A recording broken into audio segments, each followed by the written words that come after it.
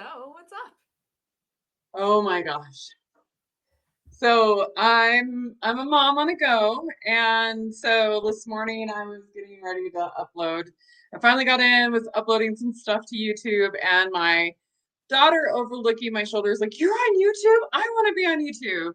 My daughter is a teenager, so she knows what YouTube is. She knows like social interactions, and like she knows that I'm pansexual. She knows that her brother is her brother's partner.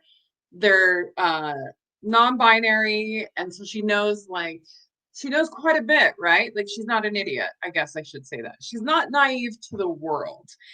And she's a teenager but hasn't gone through puberty. Okay. So I want to call that part out. So she hasn't felt, so I kind of felt like I was talking to an asexual because she's just like, okay. That was her vibe the whole time, like, okay, mom.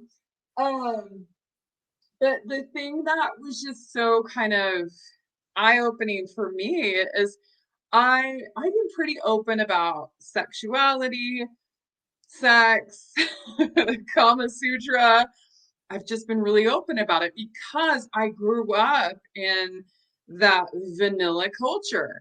The parents would always say, "You'll learn about it when you're older." And I've seen tragedies happen when parents continue to say, "You'll learn about it when you're older." And I'm just like, I am not waiting for my kid to figure out this one when they're older, and probably two in an unsafe space, right? Right. Oh, I'm like, I don't want to repeat the trauma. It ends with Right. us. That's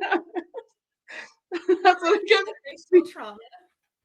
I'm like, we're gonna end generational trauma around sex and talking about sex. And I know some people are just like, Stephanie, how can you do this? But I think a part of me just was like, I've always wanted to be able to talk about sex with others. So I'm loving that you and Brent are like, yeah, I'll fuck sex with you. Let's go. I think, and that was the thing. I was just like, okay, she knows I do this with you, and she loves everything about you, Brent. Like anytime she sees your name show up on my phone, like, Brent's writing you. What are they saying? And I'm like, sure, let's see what Brent's saying today. And so you kind of have a fan. Um, Little but bit. like she's not dumb. She has watched Hell of a Boss, which we should probably talk about on this show. But um, she so she's like, well, what is kink? And I was like, well, define to me what sex is. And she's like, what you and dad do. And I'm okay. Floored. Um, Floored. she's walked in on us once, so like the trauma. But like she in her mind just has that reverse cowgirl is sex. Okay. And I was like, okay, okay. Um, she's like, well, and I've seen on shows where the guy's on top. And she's like, Dad's never gotten on top of you, right? And I was like, well, I'm not gonna have this conversation with you. But like there's many more positions than just those two you've seen. And she's like, what? And I'm like, do you want to get your Barbies? And she's like, oh no, I know what you're talking about now. I get it. I've seen the boys at daycare do it. Like the boys are more sexual, like playing with the Barbies just to get a Okay. shock and awe at daycare. And she's like, Okay. and she knew it was wrong. And she's like, ew, don't be gross. And then she's like, okay. I'm like, anything your Barbies can do, mommies and daddies and girlfriends and girlfriends and boyfriends or multiple people can do together. She's like, multiple people? And I'm like, yeah, multiple people can be wanting to experience each other at a time. And she's like, oh, is that normal? And I said, now you get it. And so she's like, wait, what? I'm like, you're asking the right question. So kink is what is not considered normal or the usual. So think about when you're going to McDonald's, what's the normal and what's the usual? She's like, everything at McDonald's is the normal. I'm like, cool. She's like, but if you want something, I was like, well, what if you want something unique? She's like, well, then you're going to have to go to a specific place. I'm like, same with Kink, kiddo. And she's like, oh, this makes sense. How complicated could it be? And I was like, oh, okay, knife to the heart. How complicated can Kink be? And I was like, okay, it's not that complicated. You're right. But I think I want you to understand that you have to, and I went over the kinking ethics, consent, knowing your boundaries. Because if somebody does something to you and you don't like it, is that okay? And she's like, well, no. And I'm like, got it. That's perfect. That applies to anything and everything in life. If you do not go willingly, then get the hell out of there. And she's like, oh, you have that much to talk about? And I was like, going back, she went right back to the podcast and she's like, how do you have that much to talk about? I'm like, oh, honey. And then she's like, I told her how we talked about hentai. And I'm like, you know how some of your anime gets a little spicy, and then how Hell of a Boss gets a little spicy, but like that's considered soft. She's like, soft? And I'm like, yeah, you're not actually seeing a penis going into a vagina. She's like, no, but Chainsaw Man. And I'm like, I haven't seen all the Chainsaw Man episodes.